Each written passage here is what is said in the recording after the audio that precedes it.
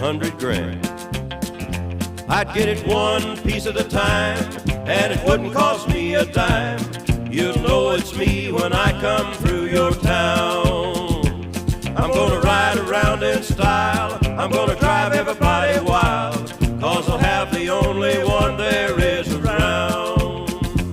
So the very next day when I punched in with my big lunchbox and with help from my friend, I left that day with a lunchbox full of gears.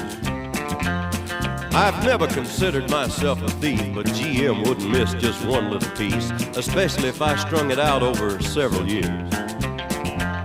The first day I got me a fuel pump, and the next day I got me an engine and a